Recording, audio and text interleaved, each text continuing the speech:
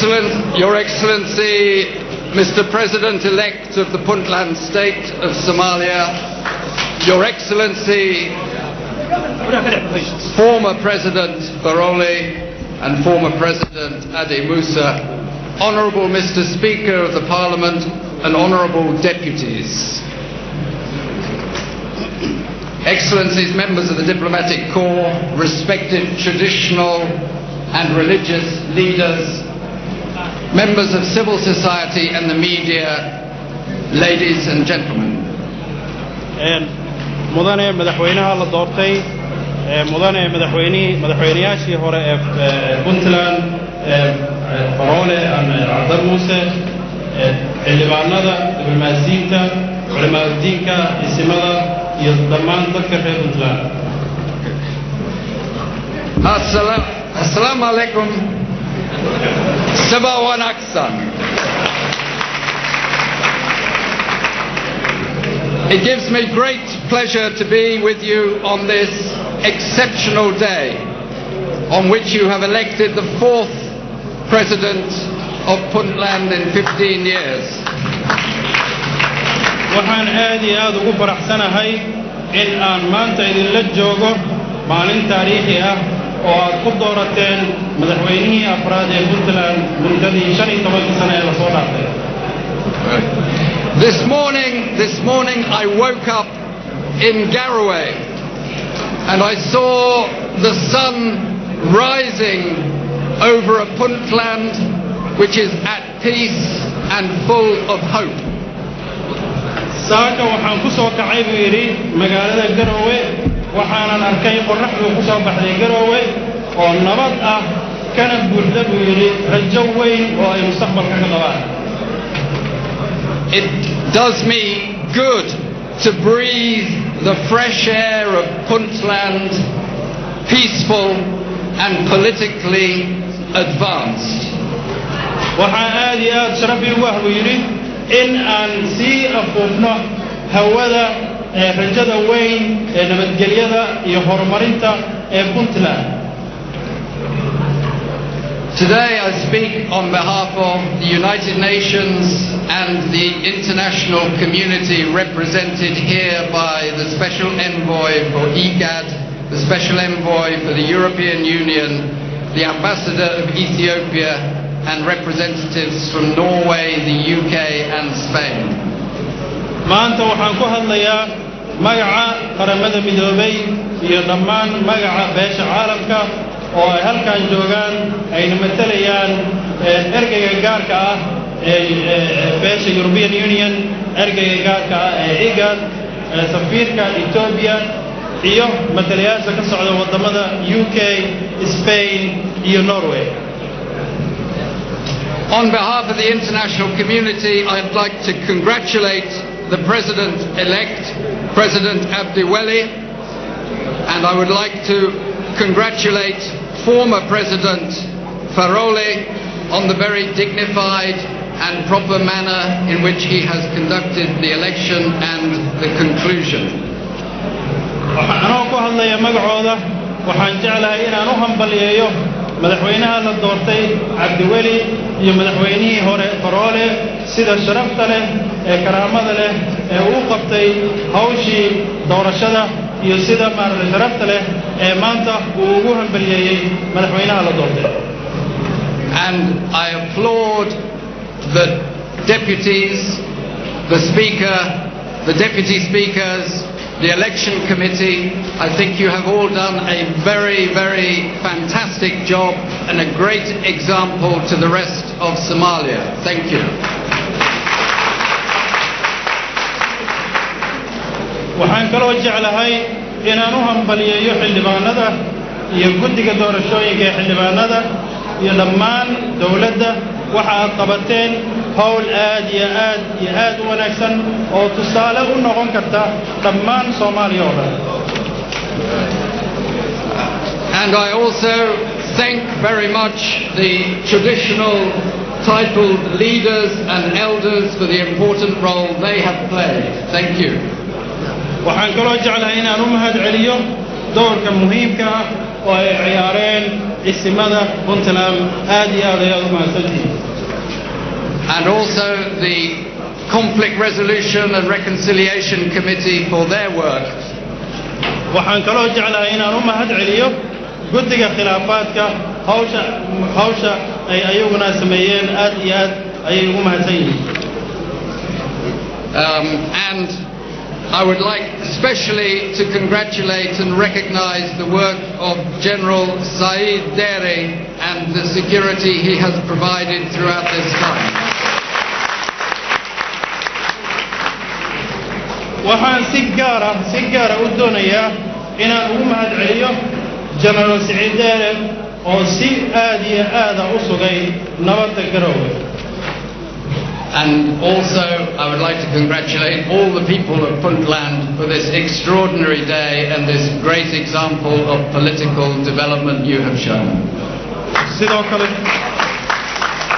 kale waxaan jeclahay inaan maaragtay u hambaliyeeyo dhammaan dadka reer Puntland oo muujiyay bisayl siyaasadeed oo tusaale u ah Soomaaliya oo dhan.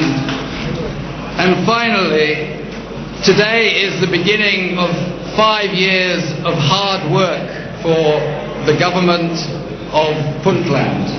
I would like just to share 3 wishes and aspirations that the United Nations has for these 5 years. maanta waxaa ka bilaabanaysa hawl aad iyo aad u culus oo la doonayo inay 5 sano soo socota dawladda Puntland ay maaragtay ay qabato. waxaan anigu jeclahay inaan idila wadaago 3 waxyaalood oo aan jeclaan lahayn in ay dawladda qabato.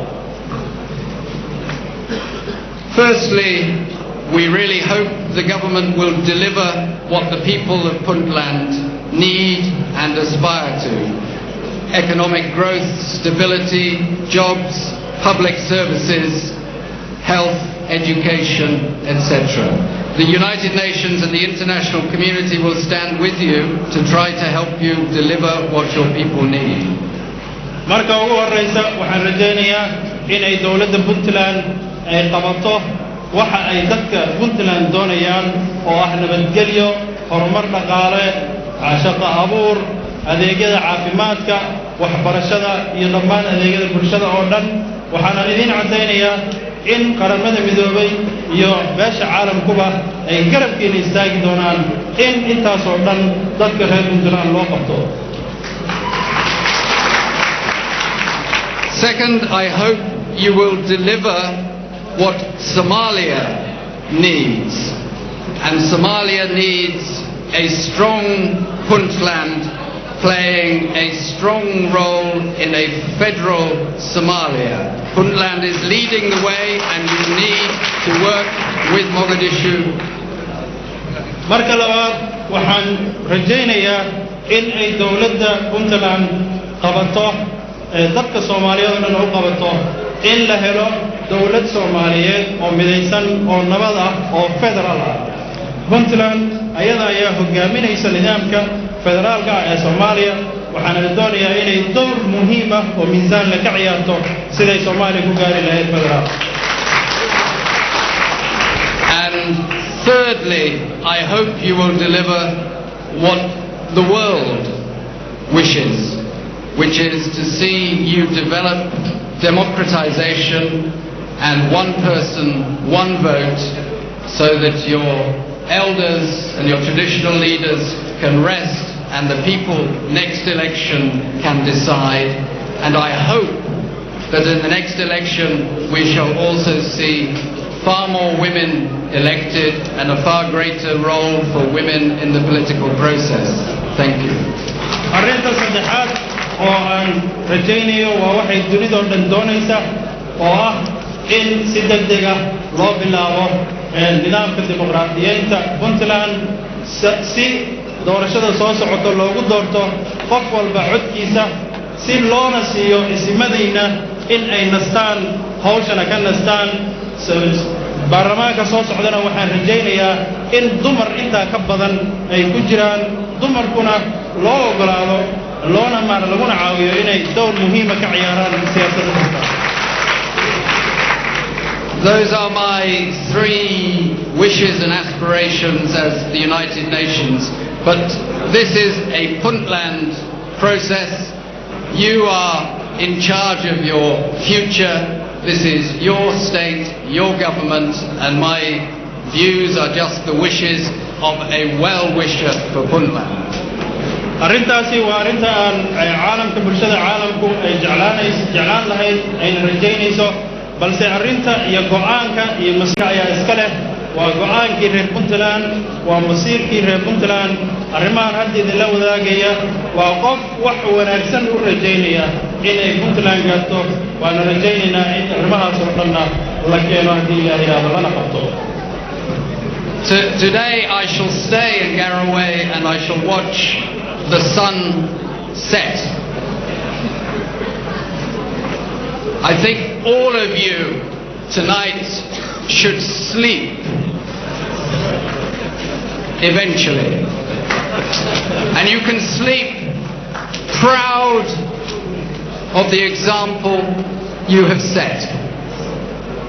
Proud and confident that Puntland and all of Somalia are marching towards peace, towards reconciliation, democracy and prosperity in the years to come, and the United Nations will be with you every step of the way. I thank you.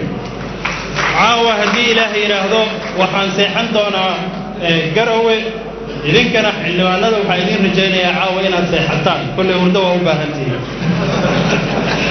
waxaanan maaragtay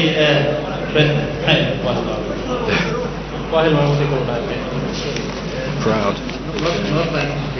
waxaanan idin rajaynayaa inaad ku seexataan oo kuna soo kacdaan nabad idinkoo maaragtay una seexday caawana ku seexday idinkoo aad iyo aad ugu faraxsan maaragtay proudna ku ah tusaalaha aad tusteen u muujiseen Soomaaliya oo dhan oo ah nabadgelyo dib u heshiisiin dimuqraadiyad iyo si xor ah in la isu doorto waana mahadsantihiin.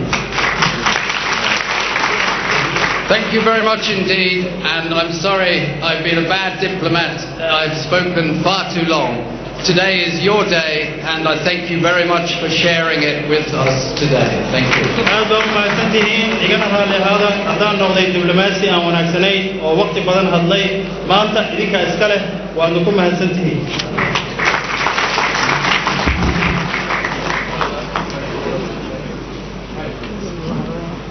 هو بس مورجين waxaan ku wareejinayaa waa